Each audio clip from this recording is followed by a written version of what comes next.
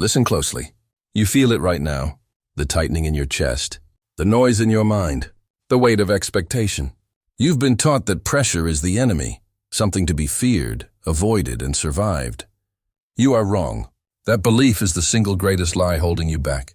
This book will dismantle that lie. Pressure is not your enemy. Pressure is the ultimate advantage. It is the forge that separates the exceptional from the average. It is the signal that you are in the game. For the next hour, you will be reprogrammed. You will learn to not just handle pressure, but to harness it, to channel it, to crave it. You will become pressure-proof. Stop surviving. Start dominating. Let's begin. You feel it, don't you? That tightness in your chest, the quickening of your pulse, the mental static that screams danger right before a big meeting, a difficult conversation, a moment that matters. Your instinct is to run. To retreat, to calm down, to make it stop. I'm here to tell you that instinct is a lie. That very feeling, the one you're trying to medicate, meditate, or negotiate away, is your greatest weapon. You have been misreading the most powerful signal your body can send. We're going to fix that. Right now, you're not malfunctioning. You're being activated. And your job is not to run from the storm. It's to learn how to ride the lightning. Let's start with a fundamental truth you've probably never considered. Pressure is a signal of importance. It's your body's way of ringing a bell, flooding the system with resources and shouting, "This thing right here!" It matters. Your body isn't failing you. It's giving you a high-performance asset. You're just mislabeling it. You're calling fuel fear. You're calling power panic. Think about a lioness before a hunt. Her heart is pounding. Her muscles are coiled. Her senses are hyper-aware. Is she having a panic attack? Is she stressed? No, she is in a state of perfect predatory readiness. Her body is giving her everything she needs to succeed in a high-stakes moment. Your body is doing the exact same thing for you before your presentation. Your pitch. That surge of adrenaline isn't there to make you shaky. It's there to make you faster, stronger, more alert. That cortisol isn't there to cloud your mind. It's there to sharpen your focus, to give you a burst of energy. You are receiving the same physiological toolkit as every elite performer on the planet. The only difference is what you call it. You call it anxiety. They call it game day. That brings me to the high performer's lie. The myth of calm. We have this cultural obsession with being calm. We idolize the unflappable CEO, the unfazed surgeon, the ice-cold quarterback. We think the goal is to be a placid lake, completely undisturbed. It's a fantasy, a dangerous one. Go talk to any Navy SEAL, any Olympic athlete, any world-class trial lawyer 5 minutes before their event. Ask them if they're calm. They will laugh in your face. They are not calm. They are vibrating with intensity. Their heart is a drum. Their focus is a laser. They are not a placid lake. They are a tsunami held back by a thread of discipline. The goal is not to eliminate pressure. The goal is to become proficient in its use. The goal is not calm. The goal is control. Real performers aren't devoid of the physiological response. They are in a dynamic, powerful conversation with it. They welcome the storm. They use its energy. They don't try to wish it away. This is where we install a new operating system. This is where we give you a mantra that is more than a phrase. It's a neurological command. It's an identity shift. Say it with me, even if you don't believe it yet. Say it out loud. Pressure is a privilege. Let that sink in. Pressure is not a punishment. It is a privilege. It's a privilege because it means you're in the game. It means you have something of value on the line.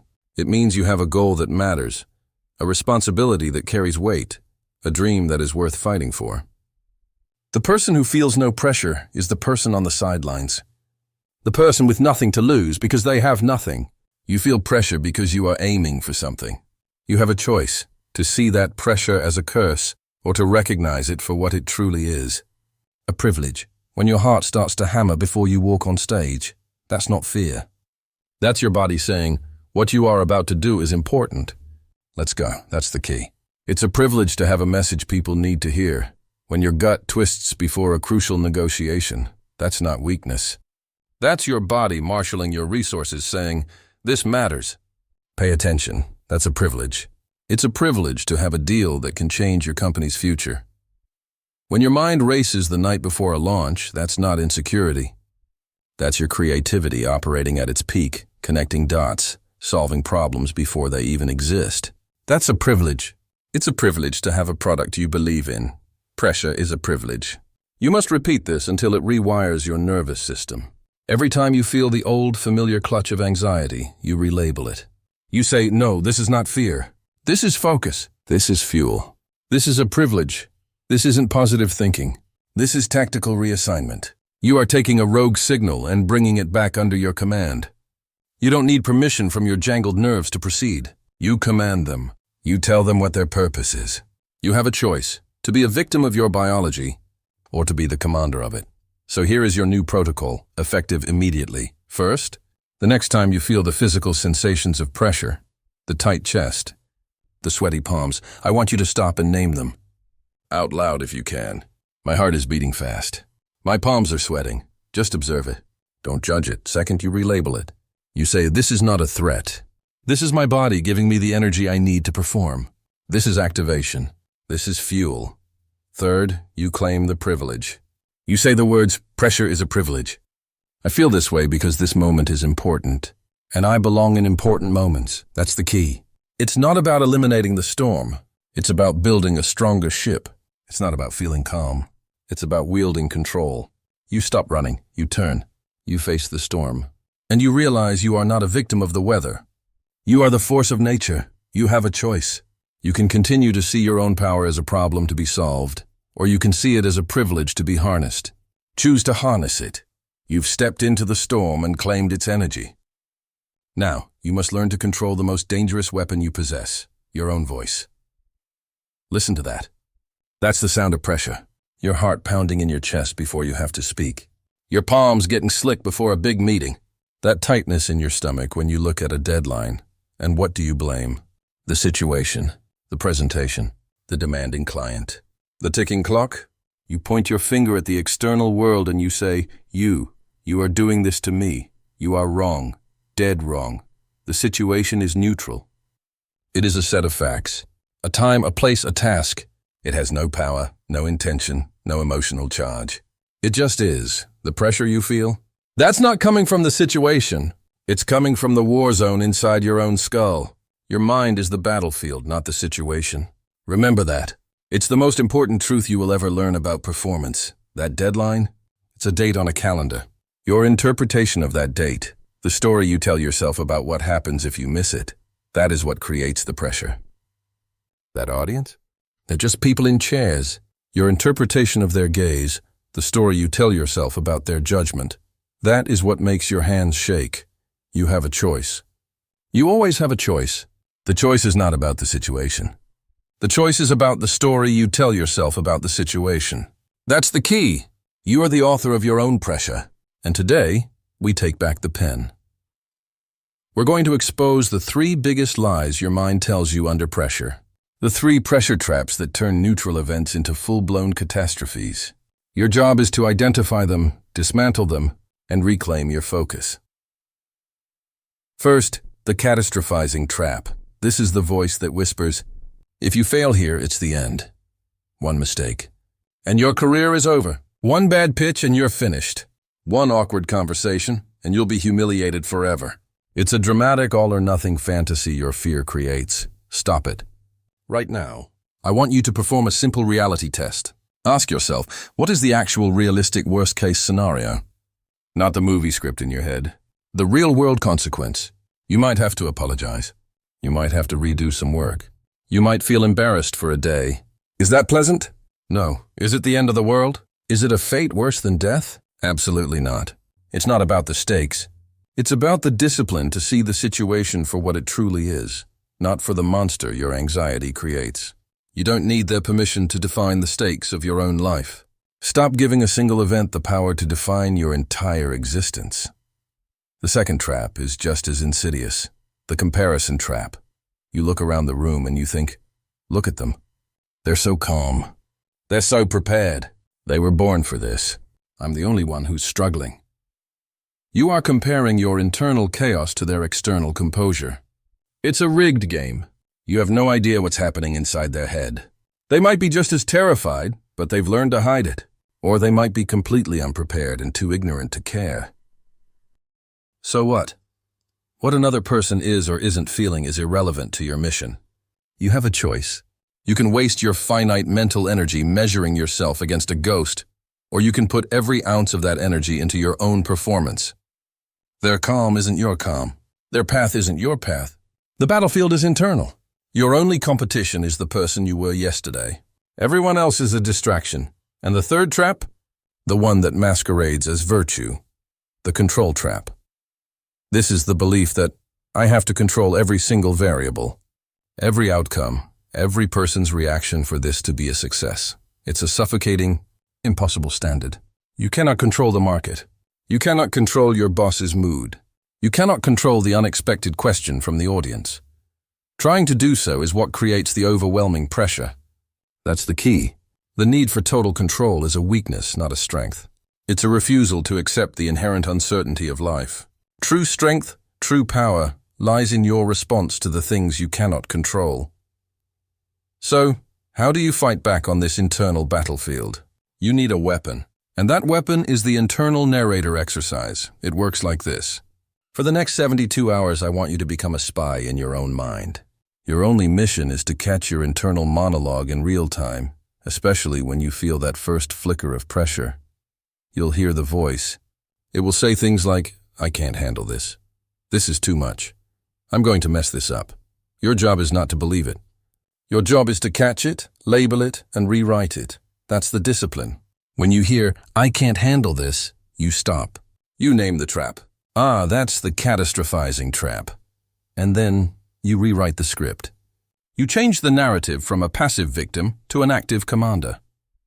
You turn, I can't handle this into, this is my moment to focus. Turn, I'm going to fail into, I am prepared, and I will execute my plan. Turn. They all think I'm an imposter into, my value is not determined by their transient thoughts. You don't need their permission to change the channel in your own head. You have a choice. You can listen to the voice of fear, or you can become the author of focus. This isn't positive thinking. This is tactical reprogramming. You are literally rewiring your brain's default response under pressure. You are moving from a threat state to a challenge state. The battlefield is internal. The war is won or lost in the 6 inches between your ears. The situation is just the terrain. It doesn't care if you win or lose, but you should care. You must care, so start today. Become the narrator of your own greatness, not the commentator on your own fear. You've learned that pressure is a story you tell yourself.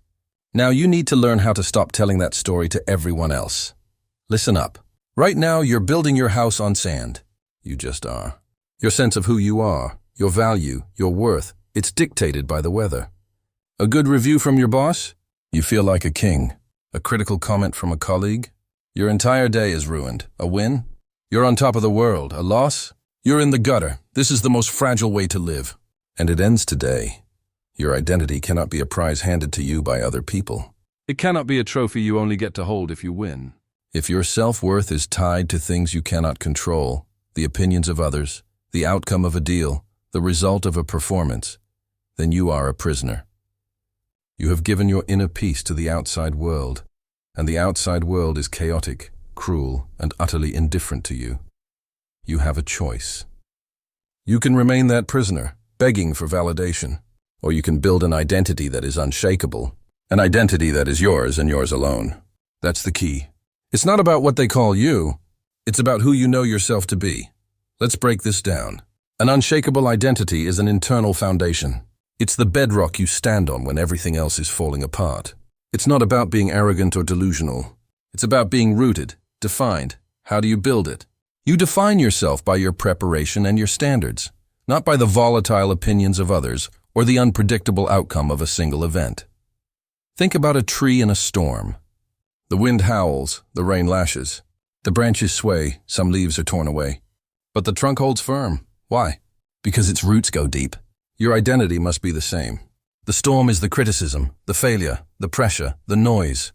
Your roots are your core identity, your I am statements. This brings us to your new piece of armor. I call it the I am shield. This is a practical, non-negotiable technique. You will develop a set of core identity statements that are immune to circumstance.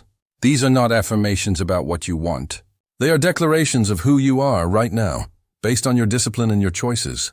They are your armor when the pressure mounts. You write these down. You memorize them. They become your mantra. For example, I am prepared. Is that true? Have you done the work? Then that is who you are. The outcome is secondary. I am resilient. Have you gotten back up before? Then that is your nature. This failure is just another test of a quality you already possess. I am focused. Are you choosing to direct your energy toward your mission? Then that is your state of being. I am disciplined. I am a learner. I am in control of my responses. These statements are bulletproof. Why? Because they are about your actions and your character, not your results. Someone can't take I am prepared away from you if you actually prepared. You don't need their permission to be resilient. That's the key.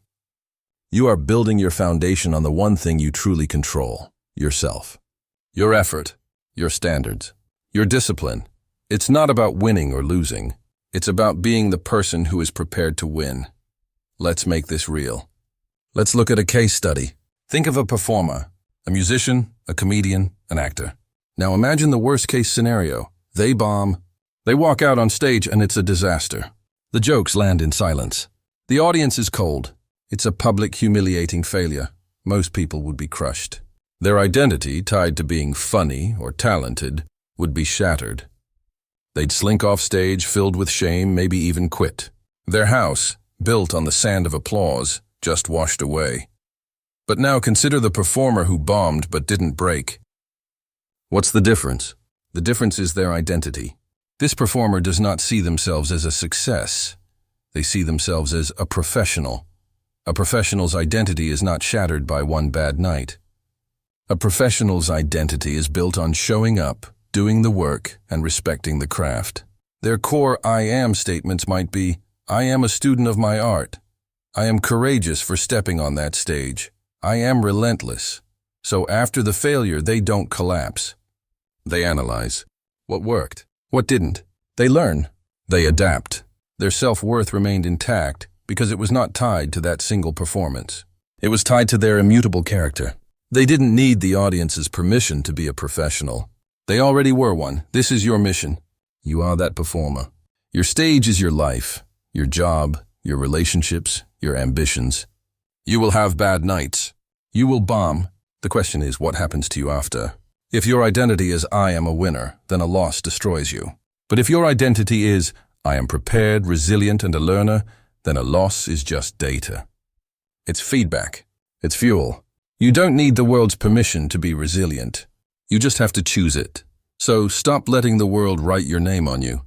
Take back the pen. Forge your identity in the fire of your own discipline. Define yourself by what you can control. Let that be your shield. Let that be your foundation. You have a choice. You can be the leaf tossed in the wind, or you can be the trunk that holds firm. Choose to be the trunk. Build from the inside out. That's the key. It's not about being unbreakable. It's about being unshakable. There's a difference. Things will hit you, but they won't topple you, because you know who you are. You've forged your core. You know who you are, but knowing isn't enough.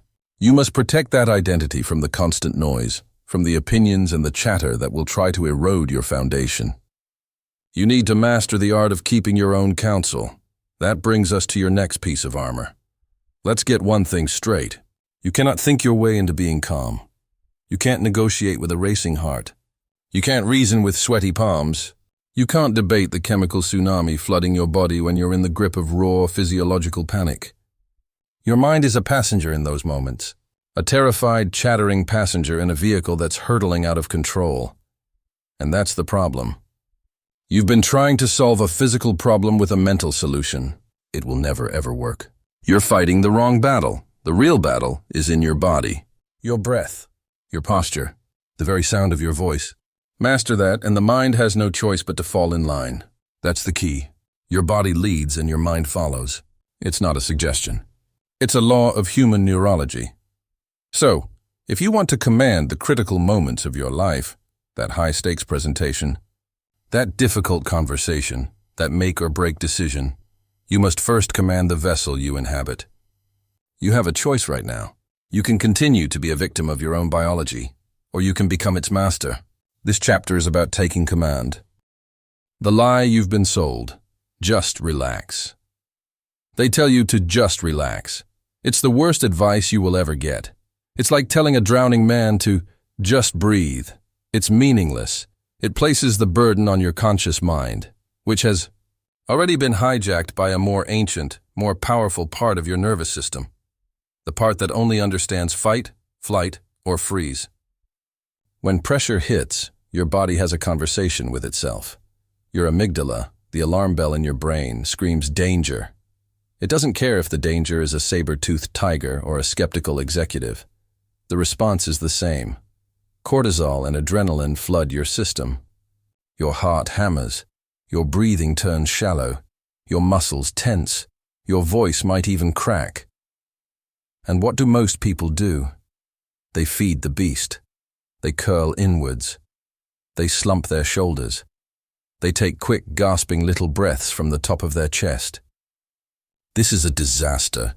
You are literally using your own body to tell your brain, "You were right. It's an emergency. Panic harder." This is the anxiety loop. Shallow breath and a defeated posture send panic signals directly back to your brain. It's a vicious, self-perpetuating cycle, and you are the one keeping it spinning. But you have a choice. You can break the loop, not with a thought, not with a wish, but with a deliberate physical intervention. You don't need your mind's permission to breathe deeply. You just have to do it. The 3 non-negotiable physical resets. You will not win the war against pressure with a single secret trick. You win by drilling a set of fundamental, non-negotiable physical resets until they are automatic, until they are your new default under fire. We will focus on 3: your breath, your posture, and your voice. First reset, tactical breathing. Forget taking a deep breath. That's amateur hour. You will use a precise, tactical pattern, the 4-4-4-4 box breath. Here's the drill, and you will do it with me right now. Inhale through your nose, deep into your belly, for a count of 4. Hold that breath, keeping the air in your lungs, for a count of 4. Exhale slowly and completely through your mouth for a count of 4. Hold the emptiness at the bottom of the breath for a count of 4. And repeat. Do you feel that? In less than 30 seconds, your heart rate is already dropping. Your system is being forced to calm down. That's the key. You are not asking your body to calm down. You are commanding it to. You are using the physiology of the breath to override the physiology of panic. You don't need their permission to breathe. You just do it. Second reset, power posture. Stop making yourself small. Right now, wherever you are, I want you to sit or stand up straight. Pull your shoulders back and down, lift your chest, plant your feet firmly on the floor, hip-width apart. Feel the solidity. Feel the stability. This is not about being arrogant. This is about broadcasting a signal of unshakable control to your own brain. A slumped posture tells your brain you are defeated. A powerful open posture tells your brain, I am safe and I am in control. It changes your chemistry. It increases testosterone and decreases cortisol. You are using your body to tell your brain who is in charge. Third reset, controlled vocal tone. Your voice is a weapon of influence, and under pressure, it's the first thing to betray you. Before you speak, you will anchor it. Take one tactical breath. As you exhale, hum softly. Feel the vibration in your chest. This grounds your vocal cords, drops your pitch, and prevents the shaky, reedy tone of anxiety. A lower, slower, more resonant voice doesn't just sound more authoritative to others. It feels more authoritative to you. It completes the circuit of control. The 10-second anchor drill. You're thinking, I don't have time for all that before I step into the boardroom. Yes, you do. You have 10 seconds. This is your rapid, discreet, in-the-trenches drill. For the moment the spotlight swings to you. The moment your name is called. The moment you pick up the phone for the most important call of your day. Here it is. The posture flash. 2 seconds. As you stand up or step forward, fire your posture muscles. Shoulders back. Chest up. Head level. It's an instant, physical trigger. The sigh of control. 4 seconds. Take a silent, but deep, breath in through your nose. And then, as you exhale through your mouth, let it out as a slow, controlled, almost inaudible sigh. This is a physiological reset, releasing tension and dropping your heart rate. The grounding touch, 4 seconds. As you exhale, subtly press your thumb and forefinger together, or feel your feet flat on the floor. This is a tactile anchor, pulling you into the present moment. 10 seconds. That's all it takes to go from a reactive state to a command state. You have a choice in that critical window. You can feed the anxiety, or you can execute the drill. The drill always wins. Your physiology is not a background process. It is the main event. Stop treating it like an afterthought. Every shallow breath is a vote for panic. Every slumped shoulder is a surrender. Every shaky word is a concession. From this moment on, you are responsible for the signals you are sending yourself. You have the tools. Tactical breathing to control your internals. Power posture to project your authority. A controlled voice to cement your command. And a 10-second drill to own any moment, anywhere. You have a choice. You can let your body tell you a story of fear and limitation, or you can use your body to write a new story of control and power. The tools are in your hands. The discipline is now yours. You've taken command of your body. Now you must learn to command the most dangerous weapon you possess, your own mind. Listen to me. Right now, you are losing. Not because you aren't capable. Not because the other guy is better. You are losing because you are staring at the scoreboard while the game is being played right in front of you. You're obsessed with the promotion, the 6-figure salary, the perfect body, the viral post. You've painted this picture in your mind of the finish line, the confetti, the prize, and it's making you weak. It's making you desperate. It's making you fumble the ball, right here, right now, in the most critical moments. Outcome fixation is the killer of performance. It's the silent cancer eating away at your potential. The moment you become fixated on the result, you hand over your power. You become a gambler at a slot machine, frantically pulling the lever, hoping for a jackpot you can't control. Hope is not a strategy. Obsessing over a future outcome you cannot guarantee is a recipe for anxiety, for choking, for failure. That's the key. You cannot control the outcome. You can only control what you do, right now. The prize is a distraction. The process is your salvation. Let me say that again, because if you hear nothing else, hear this. The prize is a distraction. The process is your salvation. Your job is not to win. Your job is to execute. Your job is to become a machine of impeccable, relentless process. The scoreboard? The final result? That's just a byproduct. It's the exhaust fume from a high-performance engine. You don't stare at the exhaust. You feed the engine. You maintain the engine. You obsess over the engine. This is the first, non-negotiable discipline of high performance. You have a choice. You can keep white-knuckling your way toward an outcome, sweating every fluctuation, or you can surrender to the process. You can fall in love with the daily grind, the repetition, the boring, unsexy work that actually builds empires. So, how do you make that shift? How do you tear your eyes away from the scoreboard? You implement what I call the next play mentality.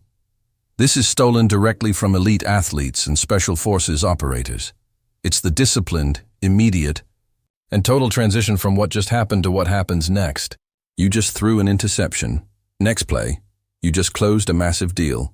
Next play, you just got rejected. Next play, you just got a standing ovation. Next play, the next play mentality forces your focus onto the single, most immediate action required. It's not about the mistake you made 10 seconds ago. It's not about the victory lap you want to take. It's about the very next thing. What is the next pass? The next client call? The next sentence in the proposal? The next rep in the set? This mentality is a weapon. It murders regret. It assassinates complacency. It keeps you locked in the present moment, which is the only place where performance actually exists. The past is a ghost. The future is a fantasy. The next play is all that is real. You don't need their permission to move on from a failure. You don't need to wait for applause to do your job again. You have a choice. Dwell or move, stagnate or execute. The choice is yours, and it's a reflection of your discipline. And to make this next play mentality automatic, you need a trigger. You need a system that pulls you back into your bubble of excellence, no matter how high the stakes get. This is where you create your pre-performance routine. A pre-performance routine is a ritualized sequence of actions you execute every single time before you step into the arena. It doesn't matter if the arena is a boardroom, a gym, or a difficult conversation. This routine is your anchor. It's your trigger to switch into performance mode. It's not superstitious. It's systematic. It's a series of physical and mental actions that signal to your brain, it's time to work. It's time to focus. It's time to obsess over the process. What's in yours? Maybe it's 3 deep diaphragmatic breaths. Maybe it's reviewing the 3 key objectives for the meeting. Maybe it's a specific way you lace up your shoes, a specific playlist you listen to, a 60-second visualization of executing perfectly. It must be consistent. It must be repeatable. This routine creates a bubble of familiarity and control when everything outside is chaos. The stakes are high? Your heart is pounding? Good. Execute the routine. The outcome feels massive? Terrifying? Good. Execute the routine. Your routine is the gateway to the process. It's the on-ramp to the mindset where only the next play matters. So, let's be clear. It's not about talent, it's about routine. It's not about hoping for a good result. It's about trusting a proven process. That's the key. When you have a routine, you don't hope you'll perform. You know you will because you've done the ritual that precedes performance. Every single time. This is how you build an unshakable identity. You are not someone who hopes to win. You are someone who executes the process. You are a person of routine. You are a practitioner of the next play mentality. The prize becomes irrelevant because the act of doing the work with excellence becomes the reward itself. You master this, and you become dangerous. You become calm in the chaos. You become the one person in the room who isn't distracted by the noise because you are too busy making the next play. You've just learned to stop staring at the finish line and start winning the race, one step at a time. But control over your focus is only half the battle. The other half is controlling what you say, and more importantly, what you don't. It's time to stop leaking your power through your own mouth. Let's get one thing straight. Your comfort zone is not a safe haven.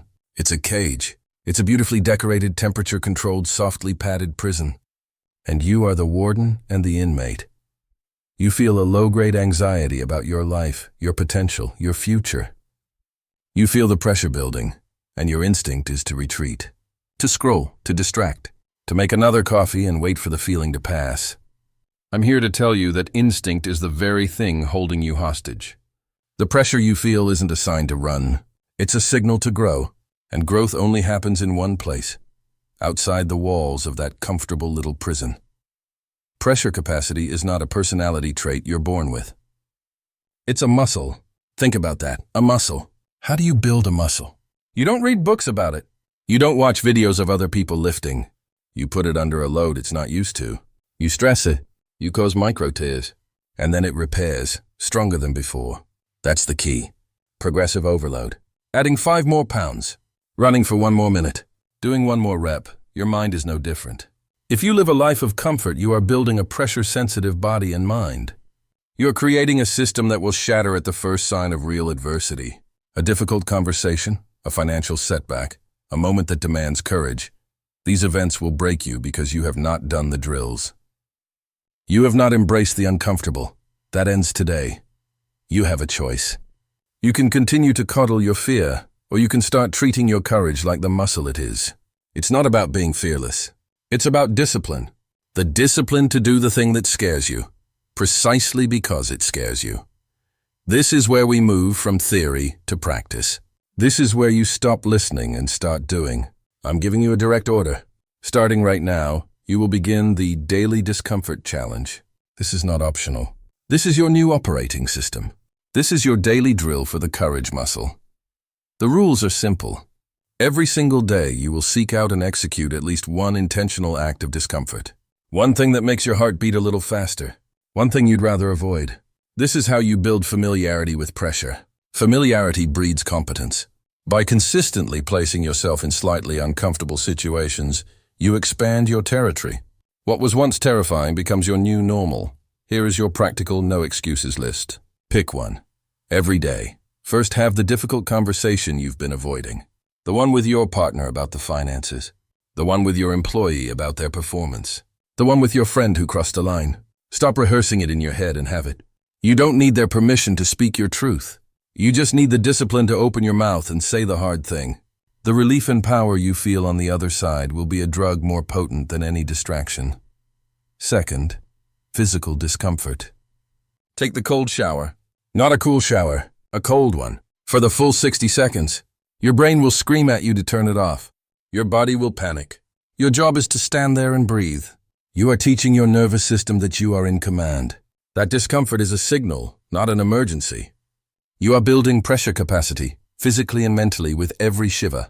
Third, volunteer to speak first. In the meeting, in the group, in the class, don't wait to be called on. Don't wait for the perfect moment that never comes. Put your hand up. Be the first voice. You will feel the spotlight. You will feel the urge to be perfect. Do it anyway. It's not about being brilliant. It's about discipline. The discipline of claiming your space. Fourth, delete the apps for one day. The social media, the games, the endless scroll. Go a full 24 hours without that digital pacifier. Watch the anxiety rise. Watch the boredom creep in. And instead of reaching for the phone, sit with it. You are teaching yourself that you are not a stimulus response machine. You are a conscious being who can tolerate empty space without needing to fill it with noise. These are your drills. This is your progressive overload. A difficult conversation is your 5-pound plate. A cold shower is your extra rep. Speaking up is your next mile. This is how you build the mental muscle that can handle real pressure. The pressure of a deadline, a loss, a dream that feels too big. You do this every single day, and something profound will happen. The cage of your comfort zone will begin to expand. The walls will move outward. What made you panic last month will barely register a heartbeat this month. You will have rewired your system. You will have taught yourself, through brutal, consistent repetition, that you are capable of handling far more than you ever believed. Familiarity breeds competence, and competence breeds unshakable confidence. You have a choice. You can live a life governed by the avoidance of discomfort, which is a life of quiet desperation and diminishing returns. Or you can live a life of power, built on the daily disciplined embrace of the uncomfortable. The path is clear. The drills are simple. The results are guaranteed. Listen to me. Right now, the world is a weaponized distraction factory. It's designed to pull your eyes, your mind, your energy into 1,000 different directions. Every ping, every notification, every demand, every piece of bad news, every unexpected problem. It's all ammunition aimed at your concentration.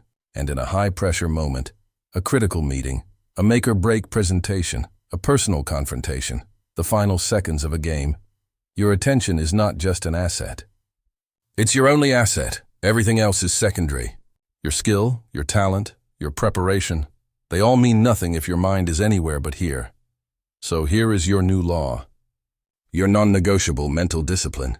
You will learn to build a wall between what matters and what doesn't. You will learn to aggressively, ruthlessly tune out the noise. That's the key. It's not about being smart enough. It's about being disciplined enough. It's about having a filter and using it without exception. Let's break down how this wall gets built. The foundation is understanding 2 simple circles. This is the most important map you will ever draw in your mind. Get a pen and actually visualize this. First, you have your circle of concern. This is enormous. It contains everything that worries you, interests you, or annoys you. The political landscape, the weather, that rude comment someone made, the market crashing, what your competitors are doing, the opinion of a person you don't even respect. It's vast, and it's loud, and it's filled with things you have zero control over. Then, inside that, you have your circle of control. This is small. It is quiet. This circle contains only the things you can directly influence. Your effort, your breath, your next action, your response, your preparation, your focus. Right now, reading this, Your circle of control is your ability to comprehend these words and decide what to do with them. That's it. Most people spend 90% of their mental energy freaking out about the big circle of concern. They are emotionally invested in storms they cannot calm. They are trying to control the uncontrollable. And it drains them. It makes them weak, reactive, and fragile. You are different now. From this moment forward, you will relentlessly direct your energy only to your circle of control. You will pour your mental and emotional resources solely into what you can actually change. Everything in the outer circle, you will let it go. Not your problem, not your focus, not your burden. You don't need to have an opinion on everything. You don't need to react to every provocation. You don't need their permission to focus. You have a choice. Focus on your circle or be enslaved by theirs. This is the filter in action. But a filter needs a setting. It needs to know what to let through. This brings us to the operational protocol. I call it the one-job protocol. You have a choice.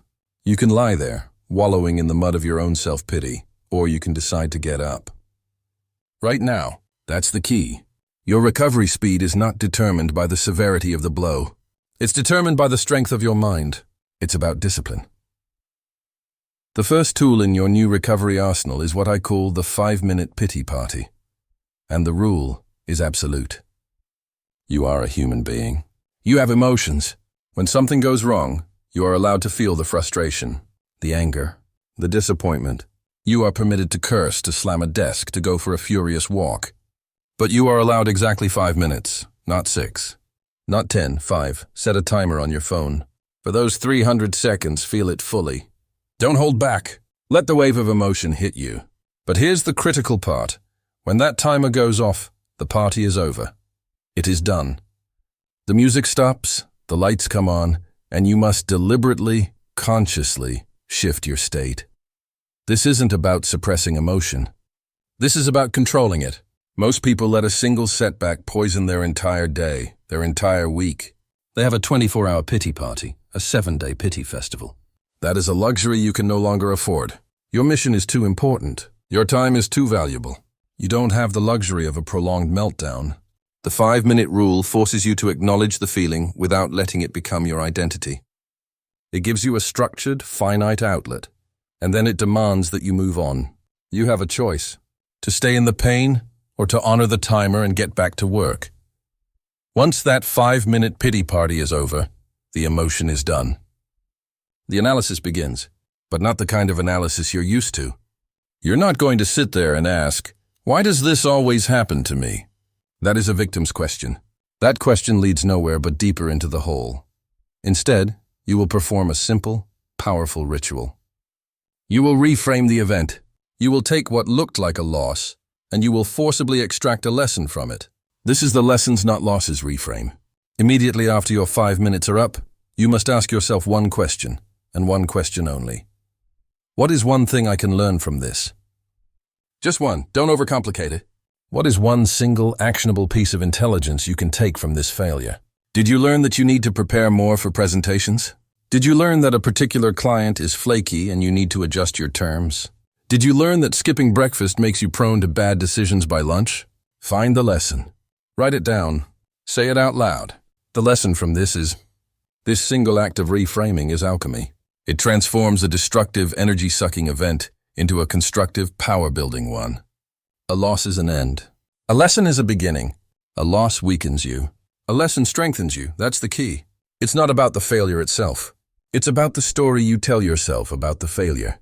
If you tell yourself you're a failure, you'll act like one. If you tell yourself you just acquired valuable data, you'll act like a scientist who just completed a successful experiment. You'll adjust your hypothesis and try again, smarter than before. This entire process, the timed emotional release, the deliberate search for a lesson, is your bounce-back mechanism. We are training it right now. We are making it automatic. You are building a system for resilience. You don't need their permission to fail. You don't need the world's permission to get back up.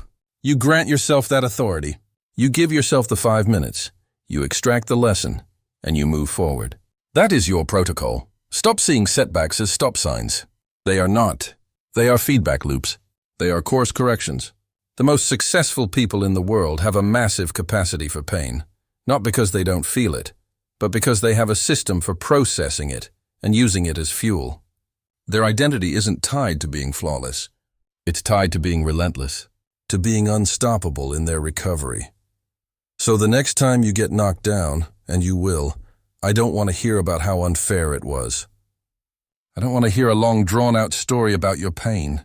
I want to know 2 things. Did you honor the 5-minute rule? And what was the lesson you extracted? That's your new standard. That's the discipline of recovery. It's not about avoiding the fall. It's about how fast you get up. You have the tools, the timer, the question. The choice is now yours. You've mastered the discipline of recovery. You've learned to get back up faster than you fall. But what about the battles you fight when no one is watching, in the quiet of your own mind?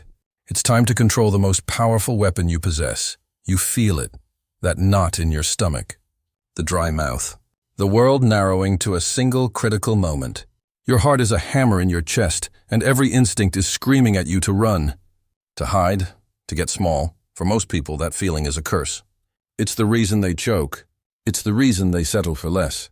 It's the reason they look back on their lives with a ledger full of almosts and what-ifs. But not you. Not anymore. This feeling, this pressure, is no longer your enemy. It's not even just a tool you've learned to manage. It's your fuel, your drug, your greatest advantage. And by the end of this chapter, you will learn to crave it. You will see the high-stakes situation not as a threat, but as the only playground that matters. You have a choice. You can see pressure as a predator hunting you, or you can see it as your prey. You can be the one hunted, or you can be the hunter. That's the key. The shift isn't in the situation. It's in your soul. You are moving from a mindset of survival to a mindset of dominance. This is the final stage. This is what it means to be pressure-proof. Let's be clear. We are not talking about becoming an adrenaline junkie. That's chaos. That's a lack of control. The junkie is chasing the high to escape themselves. We are doing the opposite. We are building a new self, so we're not becoming addicts. We are becoming connoisseurs. Think about the difference. An addict gulps down cheap wine just to feel something. A connoisseur savors a fine vintage. They appreciate its complexity, its history, its unique character. The addict is a slave to the substance. The connoisseur is its master. When pressure hits, the addict to chaos panics. Their mind is a screaming crowd. They react. They flinch, but you are the connoisseur. You take a mental step back. You acknowledge the intensity. You taste it. You appreciate the clarity it forces upon you. You understand that this feeling is the proof that you are in the arena, that this moment has meaning. You don't run from the intensity. You savor it. You lean into it because you know it forges a version of you that normal, easy days could never create. You don't need their permission to feel this way. You don't need the crowd to be on your side. You don't need the conditions to be perfect. The connoisseur doesn't need a 5-star restaurant to appreciate a great meal. They can find the beauty in the ingredients anywhere. You can find your focus, your power, in the middle of the storm. Because the storm is now your home. This is your new identity. You are the pressure player. The pressure player doesn't wait for inspiration. They don't hope for a lucky break. The pressure player knows that pressure is the inspiration. The tight deadline, the angry client, the fourth-quarter deficit, the make-or-break presentation. This isn't background noise. This is the main event. This is where you are separated from the herd. Look at anyone who has ever achieved anything worth a damn. The Special Forces soldier, the championship quarterback, the surgeon performing a groundbreaking operation, the founder making the pivot that saves their company. What do they all have in common? They have learned to make pressure their addiction. They perform best when it matters most, not in spite of the pressure, but because of it. It's not about avoiding fear, it's about craving the focus that fear forces upon you. So what does this look like in practice? What are the behavioral instructions? First, you must reframe the physical symptoms. Right now, that heart pounding, that's not anxiety. That's your body priming itself, delivering fuel to your muscles and brain. That tunnel vision, that's not panic. That's your mind automatically filtering out all distractions, forcing you to focus on what is essential. Your body is not betraying you. It's preparing you for excellence. Thank it. Welcome it second. You must actively seek out small doses of pressure. You don't wait for the crisis to test yourself. You create the tests. Volunteer for the tough assignment. Have the difficult conversation you've been avoiding. Set a public, ambitious deadline for a personal goal. Put yourself in situations where there is a consequence for failure. You are inoculating yourself. You are building calluses on your mind. You are teaching your nervous system that this feeling is not a threat, but a signal that you are growing. Third, and this is non-negotiable, you must talk to yourself like the pressure player you are becoming. When the moment gets tight, your internal monologue cannot be, "Oh God, don't screw this up." That is the prayer of a victim. Your internal monologue must be a command, a statement of fact. This is why I train. This is my environment. I built this. Let's go. You have a choice. You can listen to the whining voice of the person you used to be, or you can listen to the calm, commanding voice of the pressure player you are now. That's the key. The identity shift happens in the milliseconds of your self-talk. This isn't positive thinking. This is identity enforcement. In any situation, under any amount of pressure, your primary task is to identify the single most important variable for your success. Not the top three. The number one. And then you pour 100% of your focus into it. You become blind and deaf to all other distractions. Think of a surgeon in a complex operation. Their one job in that moment is not the beeping of the heart monitor. It's not the nurse passing a tool. It's not the administrative paperwork waiting outside. Their one job is the precise movement of the scalpel right now. The entire world shrinks to the tip of that blade. The noise fades. Only the signal remains. Think of a quarterback in a blitz. The defense is coming, 300-pound men trying to crush him. The crowd is screaming. The pressure is immense. His one job is not the noise. It's not the pain. It's not the guy about to tackle him. His one job is to spot his receiver and make the throw. Everything else is filtered out. He becomes a vessel for that one action. What's your blitz? What's your operating room? Is it a difficult conversation with your partner? Your one job is to listen and understand their core message, not to win the argument. Is it a critical project deadline? Your one job is to complete the next milestone, not to stress about the final outcome. Is it a heckler in the audience? Your one job is to deliver your value to the people who are listening, not to entertain the one who isn't. You identify the one thing, and you execute. You don't need their permission to ignore what's irrelevant. You have a choice. Tune into the mission, or get tuned out by the noise. This isn't passive. It's an aggressive act. It's a discipline. You are constantly asking yourself, is this in my circle of control? If not, eject it. What is my one job right now? If you know it, do it. This is how you reclaim your mental real estate. This is how you operate with the clarity of a laser beam in a world full of flashlights. The world will try to violate your focus. It will throw problems, opinions, and chaos at you. Let it. Your focus is not their problem. It's your responsibility. You are building an unbreachable fortress inside your own mind. You are deciding what gets your attention and what gets dismissed. That's the key. The power was always yours. You just gave it away to every distraction that asked for it. Not anymore. You have a choice. You always have a choice. You've built the filter. You've tuned out the noise. Now you must learn to master the one instrument that can cut through any silence and command any room. Your voice. But first you must learn the power of not using it. Listen to that. That's the sound of pressure. That's the feeling right before you step into the boardroom, before you walk on stage, before you have that conversation you've been dreading. Your palms sweat. Your mind races. You feel like you're about to short circuit. Most people think that feeling is a sign they're about to fail. They think confidence is a gift, something you're born with. They're wrong. Dead wrong. Confidence under pressure is not a gift. It's a receipt. It's the receipt for the work you've already done. It's the direct, unshakable result of obsessive preparation. You cannot hope to be calm in the storm if you have not built a sturdy ship. And you don't build that ship when the hurricane hits. You build it in the quiet, in the grind, when no one is watching. That's the key. You build it before you need it. Let's get one thing straight right now. You don't get to be confident by wishing for it. You don't get it by listening to a pep talk. You earn it. You forge it in the fire of your own discipline. The moment you step into the arena, you are not becoming a new person. You are simply cashing a check you wrote for yourself weeks, months, years ago. That's the foundation. You have a choice. You can walk into your moment of truth feeling like a fraud, hoping no one notices you're winging it. Or you can walk in as a weapon, knowing you have done the work to a degree that seems almost insane to everyone else. The difference between those two outcomes? It's not about talent.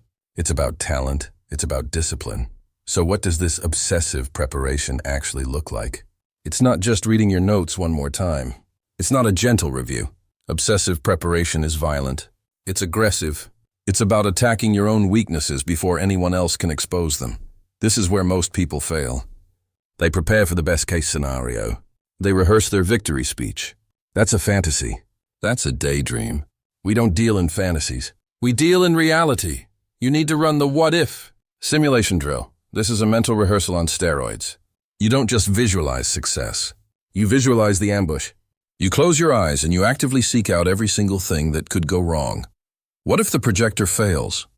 What do? You've already practiced your key points without slides. What if you get the toughest, most hostile question from the audience? You've already written it down and practiced your calm, definitive answer. What if your key piece of evidence is challenged? You've already sourced 3 backups. What if you wake up and your voice is gone? You have a system to communicate.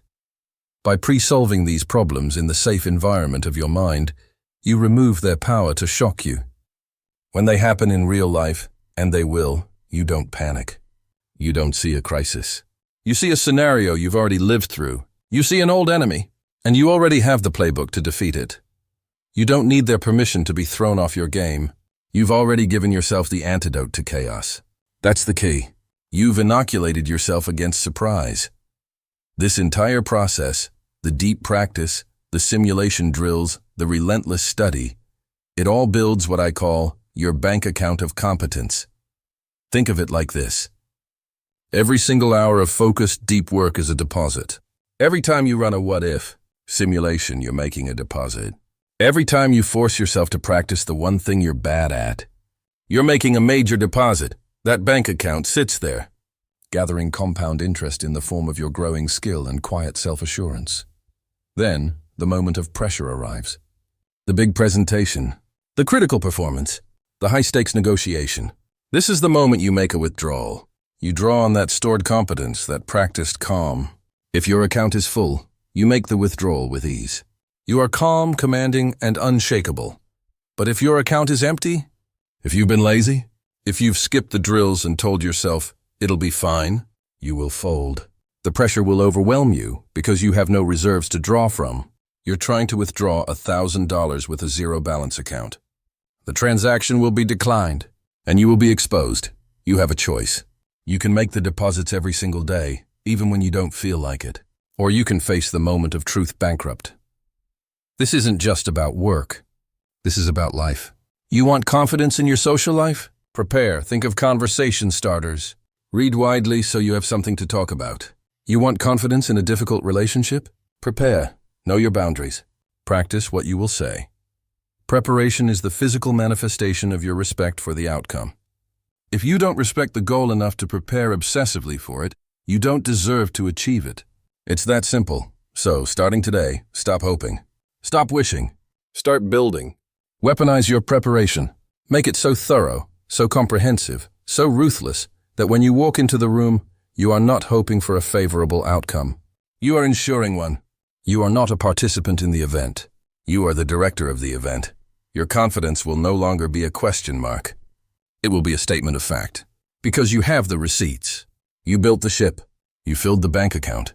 You've already lived through the disaster in your mind and survived. The actual event? That's just the victory lap. You've turned preparation from a chore into your greatest weapon. Now you need to learn to control the one thing that can sabotage even the best prepared mind, your own voice. Let's get one thing straight, right now. You are going to get knocked down. You are going to fail. A deal will fall through. A client will fire you. You'll have a week where you fall off your diet, skip the gym, and feel like you've lost all your progress. You will get rejected. You will embarrass yourself. This is not a possibility. It is a guarantee. So we're not going to waste a single second hoping for a perfect, failure-free life. That's a fantasy for children. Instead, we're going to engineer a new reality for you. The reality where your greatest strength isn't that you never fall. It's that you recover faster than anyone else. Your bounce-back rate becomes your ultimate competitive advantage. Think about that. The difference between the good and the great isn't talent. It's not luck. It's the speed of their recovery. The greats get hit. They stagger. And while everyone else is still lying on the mat feeling sorry for themselves, the great is already back on his feet, learning, adapting, and throwing the next punch. That speed is a choice, a disciplined choice. And it's a choice you are going to learn how to make. You are now the person others look to when things get hard. When the project is on fire, they look to you. When the client is screaming, they look to you. When the game is on the line, they look to you. Not because you are the most talented person in the room. Maybe you are, maybe you aren't. They look to you because you are calm, because you are focused, because you are not rattled. You have a stillness that communicates absolute control. You have made pressure your addiction, and that makes you the most dangerous person in any high-stakes situation. This is your greatest advantage. It's an advantage that cannot be taught in a school. It cannot be downloaded. It cannot be stolen from you. It is forged in the moments you choose to lean in, not run. You have mastered your fear. You have mastered your focus. You have mastered your identity. Now it's time to master your message to the world. Because a pressure player doesn't just act differently, they communicate differently. This brings us to the next discipline, the discipline of what you don't say. You have the framework. You have the drills. You have the mindset. The theory is over. Now the real work begins. This ends the moment you stop listening. Your brain will try to file this away as interesting information. Do not let it. This is an operating system for a new life. Starting tomorrow, you will seek out one moment of discomfort. You will use the 10-second anchor drill. You will repeat, "Pressure is a privilege," until you believe it in your bones. The world is not getting easier. The stakes are not getting lower. You can either be a victim of that reality, or you can be its master. The pressure is already building for your next challenge. Will you crumble, or will you thrive? The choice is no longer theoretical. It is yours. Make it go.